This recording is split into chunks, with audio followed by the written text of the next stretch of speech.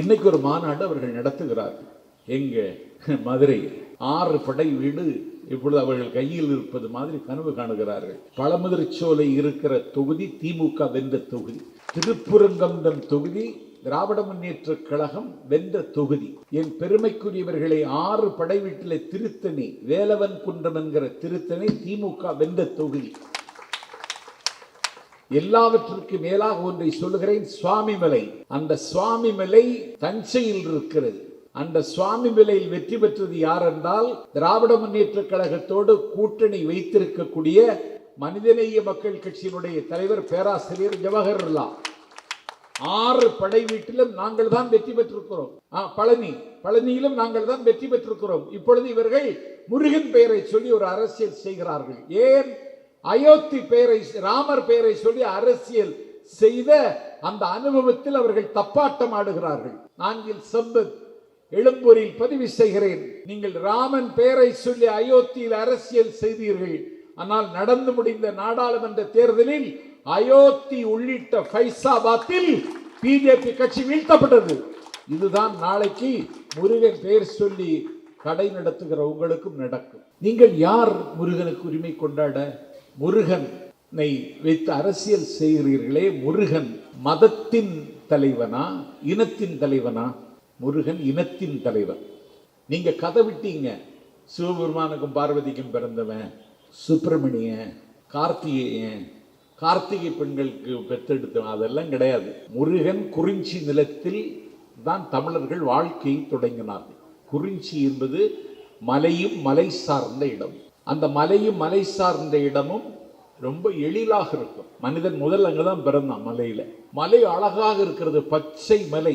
அதன் உச்சியில் இருந்து வெள்ளி அருவி, துள்ளி ஓடுகிற புள்ளி மான்கள், எங்கே பார்த்தாலும் மரகத பட்டு பெயர்த்து இருப்பது போன்ற பேரழகு. இந்த மலையே இவ்வளவு அழகாக இருக்குமானால் இந்த மலையை படைத்த இறைவன் எவ்வளவு அழகாக இருப்பான் என்று எண்ணி ஒரு அழகான கடவுளை அவர்கள் புனைந்து வழிபட்டார்கள். அதுதான் முருக வழிபாட்டினுடைய தொடக்கம். முருகன் அல்லது அழகு என்று தமிழ் தென்றல் திருவிக்கா ஒரு புத்தகம் எழுதியிருக்கிறார். அதை வாங்கி பிஜேபி கட்சியினர் படிக்கலாம்.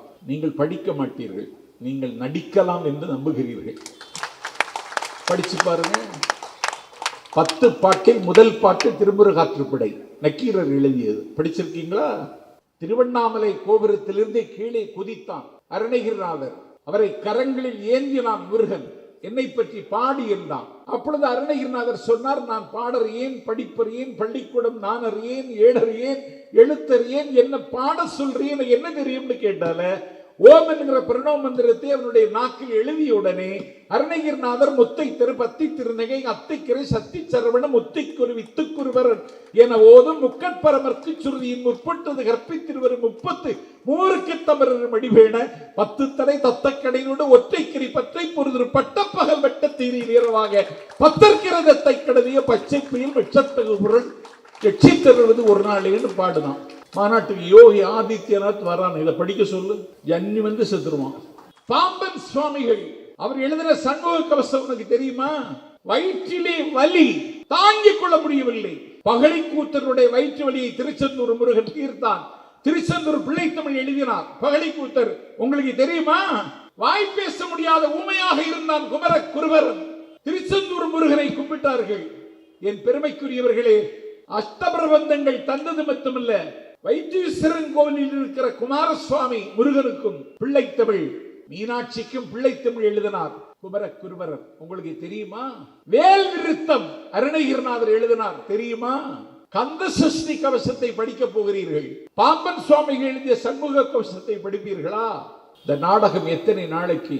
உங்களுக்கு எப்பொழுதாவது ஒரு ஆயுதம் தேவைப்படுகிறது. வரலாற்று முருகனா இல்லை பிராண முருகனா என்பதுதான் இன்னைக்கு இருக்கிற கேள்வி.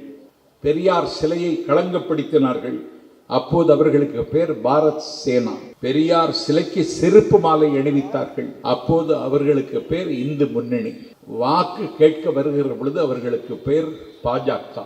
இப்பொழுது திமுகவை வீழ்த்துவதற்கு அவர்கள் முருகனை துணை கொண்டுகிறார்கள். முருகன் உங்களுக்கு துணை நிற்க மாட்டான். முருகன் அப்படி ஒரு முடிவெடுத்தால் அவன் திமுகவை தான் ஆதரிப்பானை தவிர உங்களை ஆதரிக்க மாட்டான்.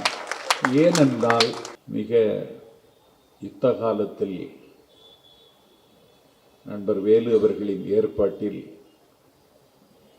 நாடாளுமன்ற தேர்தலில் பன்றிகளின் முன்னால் முத்தை சிதறவிடாதேயுங்கள், பரிசுத்தமானதை நாய்க்கு கொடாதேயுங்கள், ஆழ்விற்று பொன் வாங்கியோர் செய்த பூனை ஆந்தைக்கு கட்டி மகிழாதீர்கள், நீள்விட்ட பொன் மாளிகை கட்டி பேயினை நேர்ந்து குடியேற்றி விடாதீர்கள், ஒரு செருப்புக்கு வேண்டி ஒரு செல்வ குழந்தையை கொன்று விடாதீர்கள், வழியிருக்க குழியில் விழுந்து விடாதீர்கள், கரும்பிருக்க இரும்பை மென்று விடாதீர்கள், கனியிருக்க காயை கவர்ந்து விடாதீர்கள், கழகத்தின் வேட்பாளர் இருக்க கண்ட கண்ட புறம்போக்குகளை ஒப்புக்கொள்ளாதீர்கள் என்று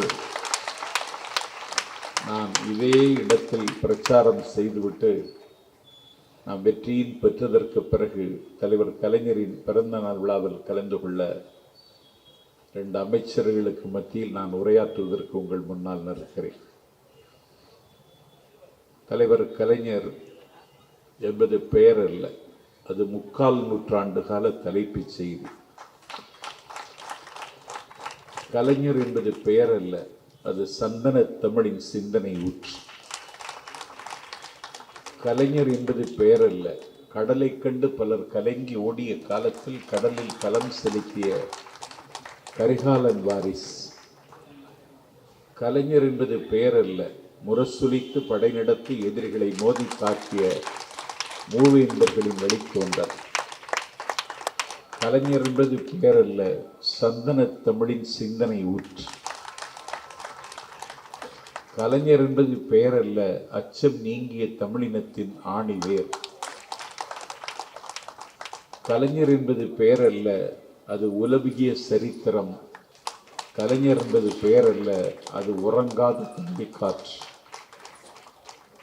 3 தலைமுறைகளை பார்த்த தலைவன், 2 தலைமுறைகளை இயக்கிய தலைவன். எனக்கு தெரிந்து உலக வரலாற்றில் எந்த நாட்டிலும் இல்லை ஒரு அமைப்புக்கு ஒரு தலைவன் 50 ஆண்டு காலம் தலைவராக இருந்தார் என்கிற வரலாறு கலைஞருக்கு மட்டுமே உரிய வரலாறு. உலகத்தில் எந்த இயக்கத்திலும் நாம் பார்க்கல. அவருடைய பிறந்த நாளை கொண்டாடுவதன் மூலம் இன்றைக்கு தமிழ்நாட்டை கபளீகரம் செய்துவிடலாம் என்றொரு கும்பல் திட்டமிட்டு வேலை செய்கிறது. அதை வெட்டி சாய்ப்பதற்கும் வேரோடும் தூரோடும் வீழ்த்துவதற்கும் எந்த ஆயுதத்தை ஏந்துவது என்று கேட்டால் கலைஞர் என்கிற ஆயுதத்தை ஏந்த வேண்டும் என்பதற்காகத்தான் தலைவர் கலைஞரின் பிறந்த நாளை இவ்வளவு எழுச்சியோடு நடத்தி கொண்டிருக்கிறார் சேகர் பாபுவும் நண்பர் வேலுவும். கலைஞர் ஒரு அழுத்தப்பட்ட சமூகத்தில், அதனுடைய பெயர் திருக்கோளிலி, ஒரு சமய இலக்கியங்களை வாசித்தவன் என்ற நிலையில் திருக்கோளிலி என்கிற சிவமும் தமிழும் மணக்கிற ஒரு சிவத்தலத்தில் குவளையும் ஆம்பலும் பூத்து குலுங்கக்கூடிய திருக்குவளையில் 1924 ஜூன் திங்கள் 3 அவர் பிறந்தார். அவர் பிறக்க பொழுது வானமண்டலத்திலிருந்து தேவதூதர்கள் அவரை வாழ்த்தவில்லை. அவர் பிறந்த பொழுது வானத்தில் புதிய கோள்கள் ஒன்றும் யாருடைய கண்ணுக்கும் தெரியவில்லை.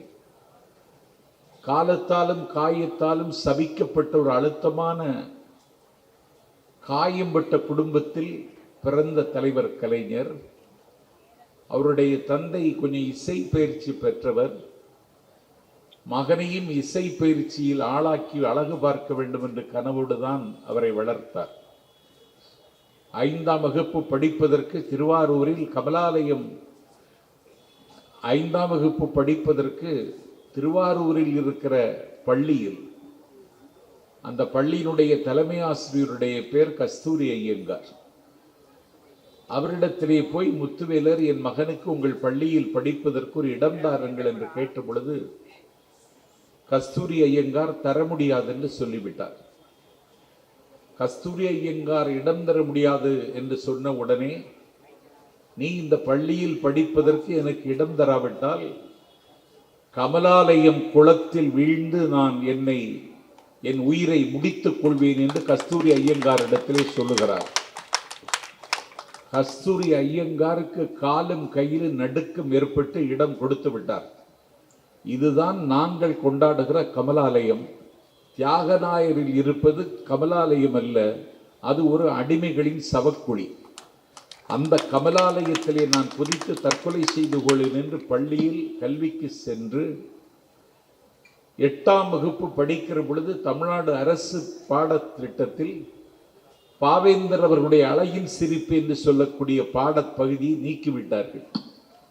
8ஆம் வகுப்பு மாணவனாக இருந்த பொழுது பாவேந்தன் பாட்டை பாடப்புத்தகத்திலிருந்து நீக்கிவிட்டார்கள் என்று 8ஆம் வகுப்பு மாணவர் கலைஞர் அன்றைக்கு உணர்ந்து தலைநகர் சென்னையில் இருந்து தத்துவ மேதை DK சீனிவாசனை திருவாரூருக்கு வரவழைத்து அதற்கு ஒரு கண்டன பொதுக்கூட்டம் நடத்தி 15 ரூபாய் வழிச்செலவு DK சீனிவாசனுக்கு கொடுத்து அனுப்புகிறார்.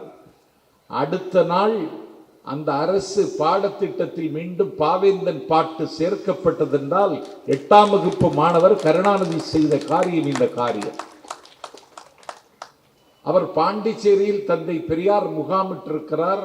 அங்கே ஒரு இனமான ஊர்வலம் நடைபெறுகிறது. யார் கருணாநிதி என்று ஊருக்கும் யாருக்கும் தெரியாது. அந்த ஊர்வலத்தில் அவர் உறக்க முழக்கமிட்டு கொண்டு செல்லுகிறார். இவன்தான் கருணாநிதி என்று அடையாளம் கண்டு கொண்ட ஒரு காலி கும்பல் கலைஞரை அடித்து திருவாரூர் பாண்டிச்சேரியில் ஒரு சாக்கடையில் தூக்கி வீசுகிறார்கள். சாக்கடையில் விழுந்த கருணாநிதி என்கிற சிறுவனை அள்ளி எடுத்து பெரியார் முகாமிட்டிருக்கிற மாளிகைக்கு எடுத்து சென்று இவனை தாக்கிவிட்டார்கள் என்று பெரியாரிடத்தில் சொன்ன பொழுது முன்பின் தெரியாத அந்த சிறுவன் கருணாநிதியை பார்த்து அவருக்கு ஆறுதல் சொன்னது மட்டுமல்ல, பெரியார் என்ன செய்தார், அந்த கருணாநிதி என்கிற சிறுவன் காயத்திற்கு மருந்திட்டார்.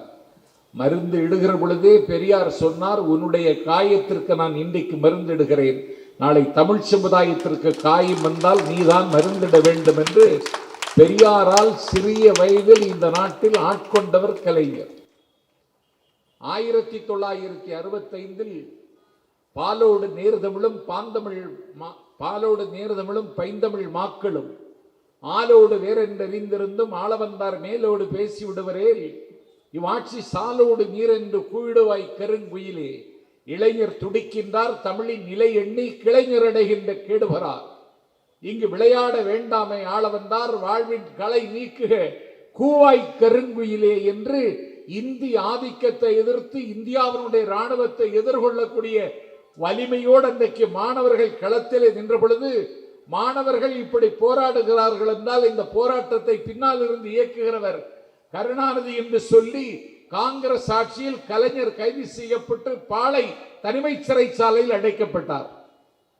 ஆரியர் தம்பி கருணாநிதி பாளை சிறைச்சாலையில் அடைக்கப்பட்டிருக்கிறான் என்ற செய்தி அண்ணாவைக்கு வருத்தம் தர தம்பியை நேரில் பார்க்க வேண்டும் என்று அண்ணா அவர்கள் பாளை சிறைச்சாலைக்கு சென்று காலை 10:30 மணிக்கு சிறைச்சாலையில் கலைஞரை பார்க்கிறார்.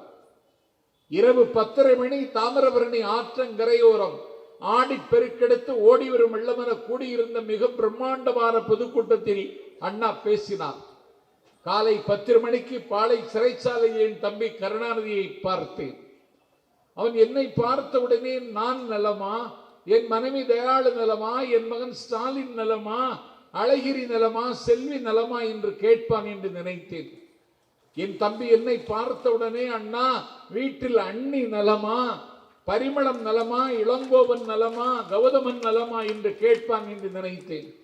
ஆனால் என் தம்பி கருணாநிதி என்னை பார்த்தவுடனே அண்ணா தர்மபுரி இடைத்தேர்தல் தேதி அறிவிக்கப்பட்டு விட்டது அண்ணா, எப்படி அண்ணா தேர்தல் வீகம் வகித்திருக்கிறீர்கள் அண்ணா, களத்துக்கு யாரை அனுப்புகிறீர்கள் அண்ணா, 67 உங்கள் தலைமையில் ஆட்சி அமைவதற்கு தர்மபுரி இடைத்தேர்தல் அச்சாரம் தருமா அண்ணா என்று என் தம்பி சிறைப்பட்டிருந்தாலும் இந்த கழகத்தை குறித்து தான் அவன் சிறையிலும் சிந்திக்கிறான். இந்துக்கள் யாத்திரை செய்ய வேண்டிய புனிதமான திருத்தலம் காசி, கிறிஸ்தவர்கள் யாத்திரை செய்யக்கூடிய புனிதமான திருத்தலம் ஜெருசலேம், இஸ்லாமியர்கள் யாத்திரை செய்யக்கூடிய புனிதமான திருத்தலம் மக்கா, தமிழ்நாட்டில் தமிழர்கள் யாத்திரை செய்ய வேண்டிய புனிதமான திருத்தலம் என் தம்பி கருணாநிதி அடைபட்டிருக்கிற பாளை சிறைச்சாலை என்று அண்ணாவால் ஆராதனை செய்யப்பட்ட தலைவர் கலைஞர். இந்திய துணைக்கண்டத்தில் திராவிட முன்னேற்ற கழகத்தின் தேவை தமிழ்நாட்டோடு முடிந்து போகவில்லை, அது இந்தியாவிற்கும் தேவை என்று திமுகவை இமயத்தின் கொடுமுடிக்கு அழைத்து சென்றவர் கலைஞர். தேசிய அரசியலில் அடல் பிகாரி வாஜ்பாய் ஒரு களத்தில் தோற்றார். ஊமைகளை பேச வைத்து பிருந்தாவனம் அறிஞர் அண்ணா 62 தன்னுடைய தொட்டில் பிரதேசத்தில் காஞ்சிபுரத்தில் தோற்றார். எல்லா தலைவர்களும் இந்திய அரசியலின் தேர்தலில் ஏதோ ஒரு களத்தில் தோற்றிருக்கிறார்கள். ஆனால் 13 முறை களம் கண்டு 13 முறையும் வெற்றி பெற்ற ஒரே தலைவர் இந்திய அரசியலில் கலைஞர் மட்டும்தான்.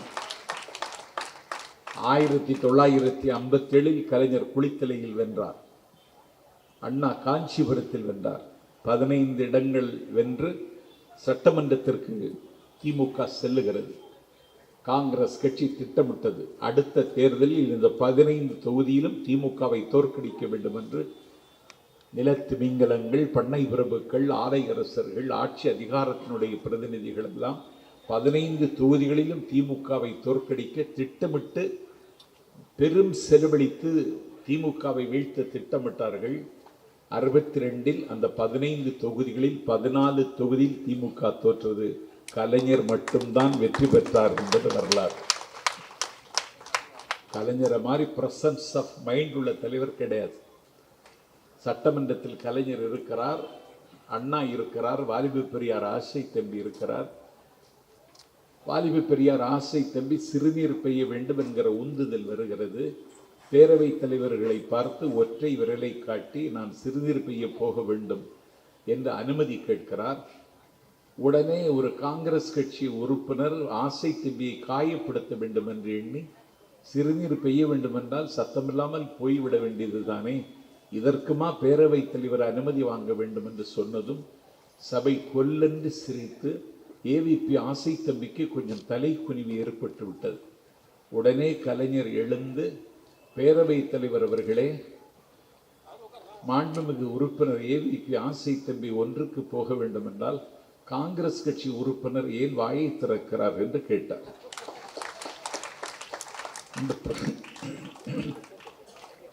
இந்த பிரசன்ஸ் ஆஃப் மைண்ட் இருக்கு, இது வேறு எந்த தலைவனுக்கு சாத்தியப்படாது. கவிஞர் கண்ணதாசன் கலைஞரிடத்திலே போய் நான் பாண்டிச்சேரியில் நிற்கிறேன் என்றார். பாண்டிச்சேரி மதுவிலக்கு ரத்தாகி ஊரெல்லாம் கடைகள் திறந்திருக்கிற ஊர் அந்த ஊர். கண்ணதாசன் கொஞ்சம் மது பிரியர். கோப்பையிலே என் குடியிருப்பு, கோலமையில் என் துணை இருப்பு என்று பாண்டியவன் கண்ணதாசன். கலைஞர் கண்ணதாசனிடத்தில் கேட்டார், உன்னாலே பாண்டிச்சேரியில் நிற்க முடியுமா என்று கேட்டார். ஏன்னு கேட்டார். அங்கதான் குடி உண்டேன்னார். ஏன் இங்கேதான் குடி உண்டே அப்படின்னு கலைஞர் சொன்னார்.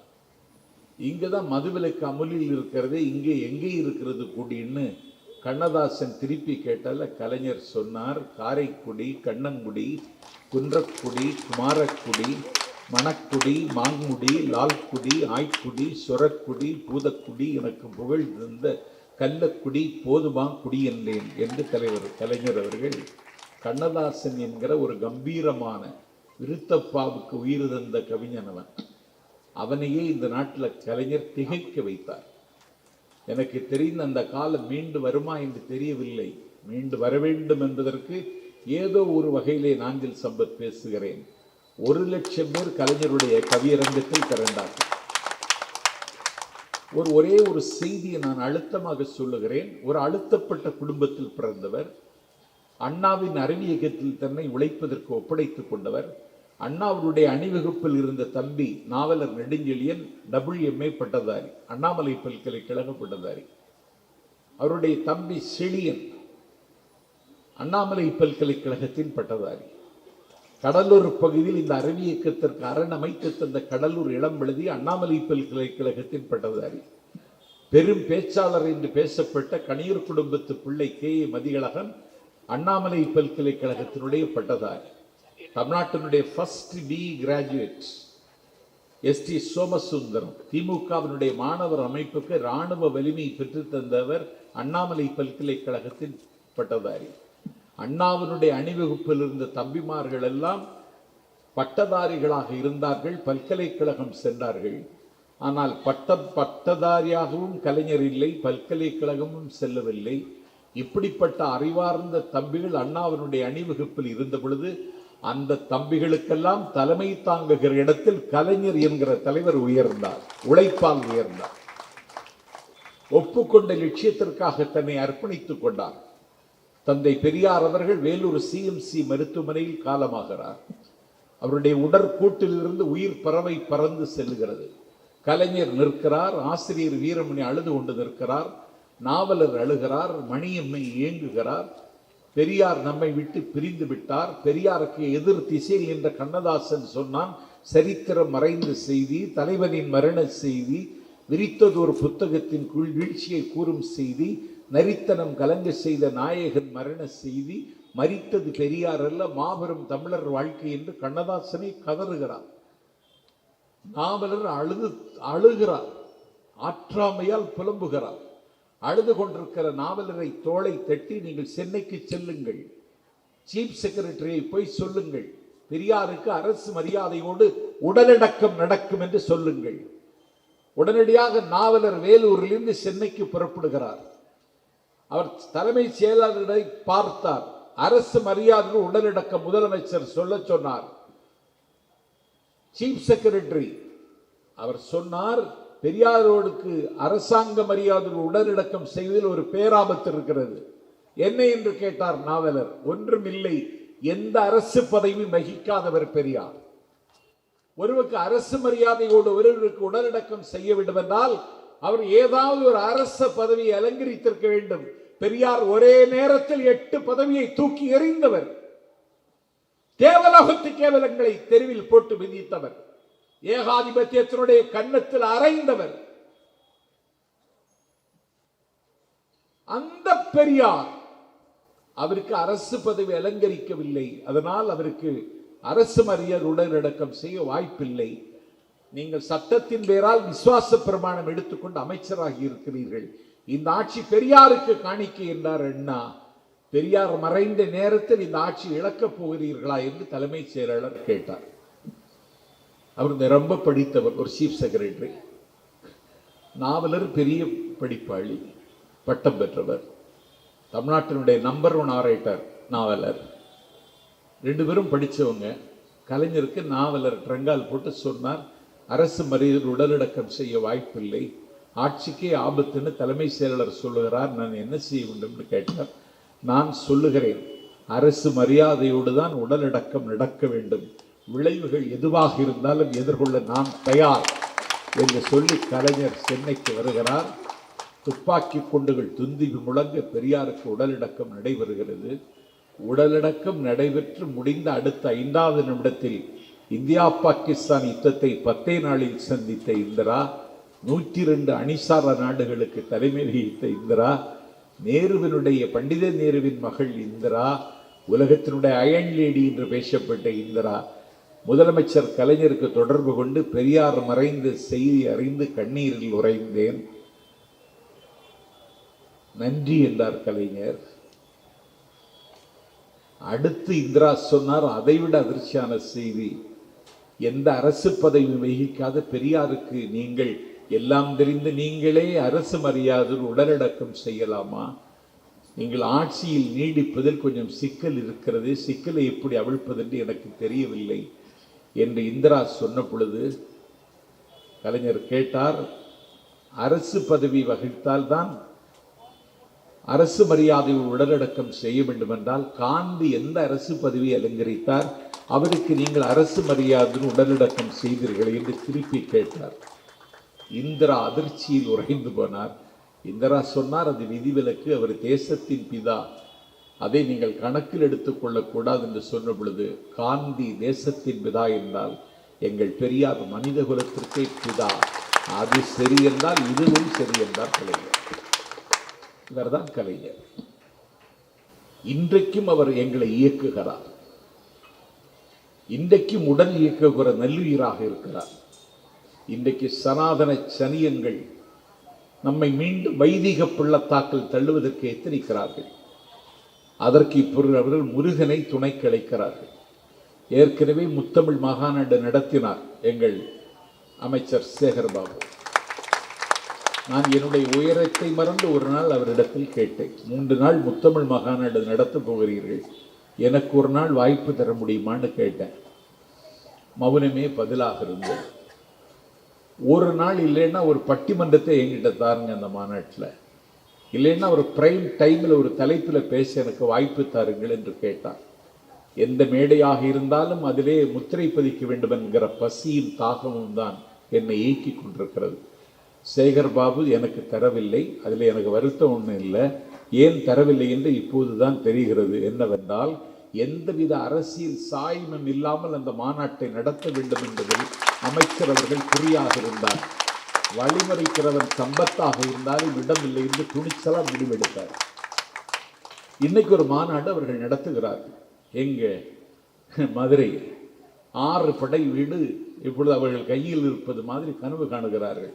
பழமுதிர்ச்சோலை இருக்கிற தொகுதி திமுக வென்ற தொகுதி. திருப்புரங்கம்பம் தொகுதி திராவிட முன்னேற்ற கழகம் வென்ற தொகுதி. என் பெருமைக்குரியவர்களை 6 படை வீட்டில் திருத்தணி வேலவன் குன்றம் என்கிற திருத்தணி திமுக வென்ற தொகுதி. எல்லாவற்றிற்கு மேலாக ஒன்றை சொல்லுகிறேன், சுவாமிமலை. அந்த சுவாமிமலை தஞ்சையில் இருக்கிறது.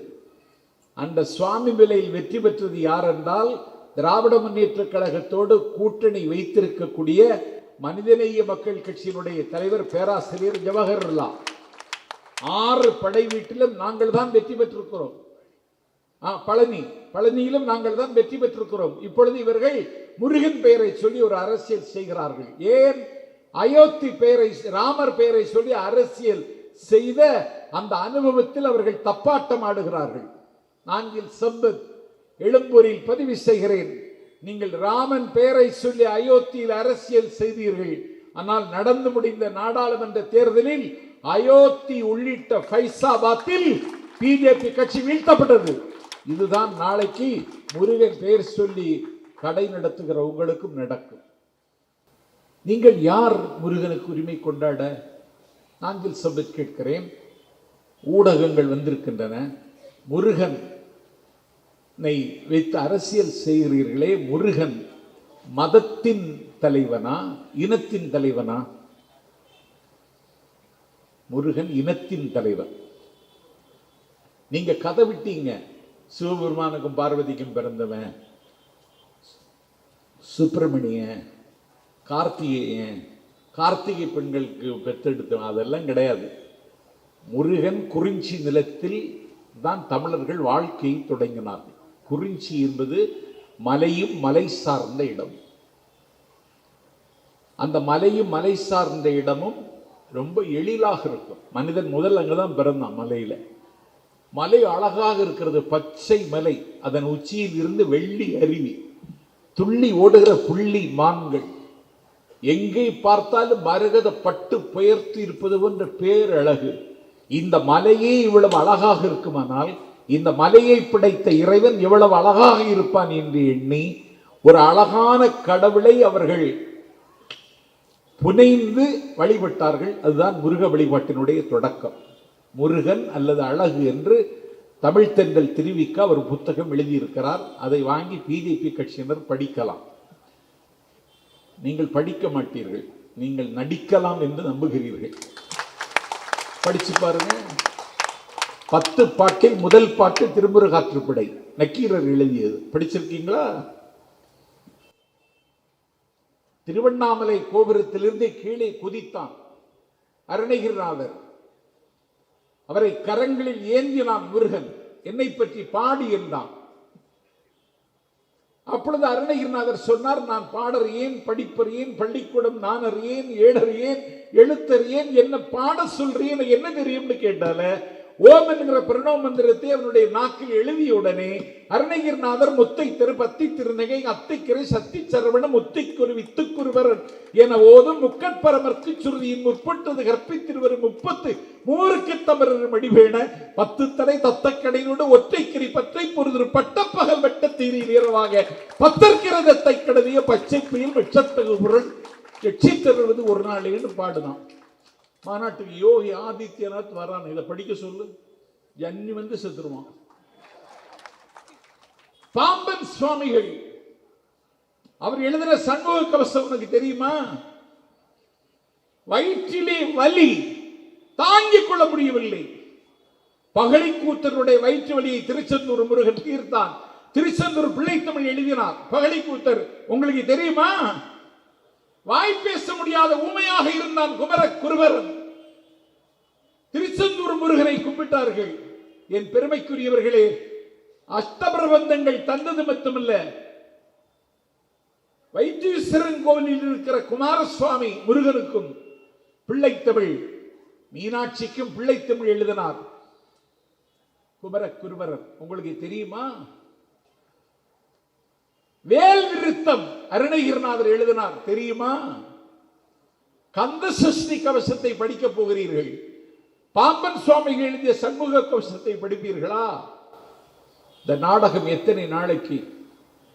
உங்களுக்கு எப்பொழுதாவது ஒரு ஆயுதம் தேவைப்படுகிறது.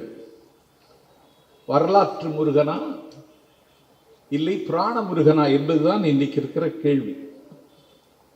10 பாட்டில், பரிபாடலில், அகநானூற்றில், புறநானூற்றில் இதற்கு நிறைய செய்திகள் இருக்கிறது. எனக்கு பேசுவதற்கு நேரம் இல்லை. ஒரு அரசியலை அவர்கள் செய்வார்கள். அவர்களுக்கு ஒரு கருவி தேவைப்படுகிறது. தாழ்வுற்று வறுமை மிஞ்சி விடுதலை தவறிக்கெட்டு பாழ்பட்டு நின்றதாமோர் பாரத தேசம் தன்னை வாழ்விக்க வந்த காந்தியை சுட்டுக் கொண்டார்கள். அப்பொழுது அவர்களுடைய பேர் இந்து மகா சபா. பாபர் மசூதியை உடைத்து நொறுக்கினார்கள் கரசேவை செய்து. அப்போது அவர்களுக்கு பெயர் கரசேவகர்கள். குஜராத்தில் 3000 முஸ்லிம்களை படுகொலை செய்தார்கள். அப்போது அவர்களுக்கு பெயர் விஸ்வ இந்து பரிஷத். ஒரிசாவில் கிரகாம் பெல் என்கிற ஒரு வெளிநாட்டு பாதிரியார் தொழுநோயாளிகளுக்கு தொண்டு செய்ய வந்த பொழுது அவரையும் அவருடைய பெண் குழந்தைகள் இருவரையும் தீயிலிட்டு கொன்றார்கள். அப்போது அவர்களுக்கு பெயர் பஜ்ரங் தள். தமிழ்நாட்டில் தடை செய்யப்பட்ட மாதருபாகன் தினத்தை கன்னடத்தில் மொழிபெயர்த்து கருத்துரிமைக்கு உயிரிழந்தாள் எழுத்தாளர் கௌரி லங்கேஷ். அவளுடைய வீட்டு முற்றத்தில் பட்டப்பகல் 12 மணிக்கு கொல்லப்பட்டார். அப்பொழுது அவருடைய பெயர் ஹனுமன் சேனா. அக்கலக் படுகொலை செய்யப்பட்டார். அப்போது அவர்களுக்கு பெயர் கோரஷ்கோ. என் பெருமைக்குரியவர்களே, கிறிஸ்தவ பள்ளிகளை உடைத்து நொறுக்கினார்கள், சூறையாடினார்கள். அவர்களுக்கு அப்போது பெயர் வனவாசி கல்யாண். மாட்டுக்கறியை தலித்து மக்கள் தின்றார்கள் என்று சொல்லி தலித்துகளினுடைய வீடை சூறையாடி மாட்டுக்கறியை தின்றாயா என்று கேட்டு நைய புடைத்து கொன்றார்கள்.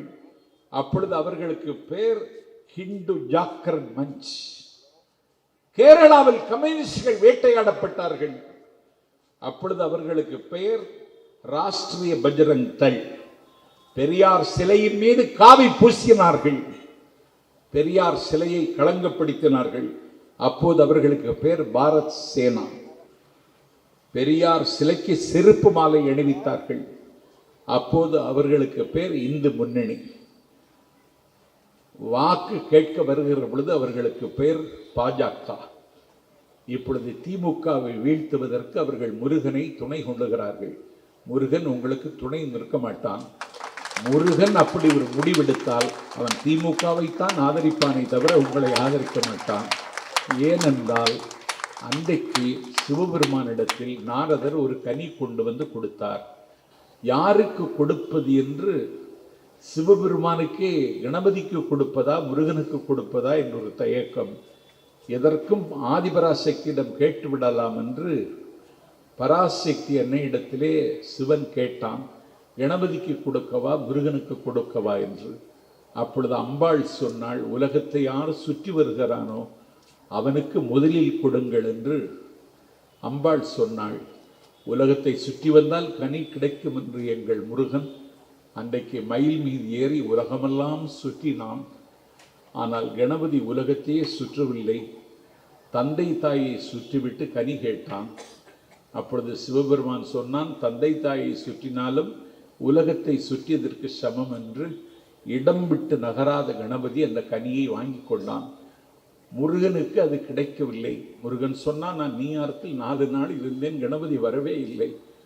ஆஸ்திரேலியாவில் 2 நாள் இருந்தேன், கணபதி வந்ததாக யாரும் தகவல் சொல்லவில்லை.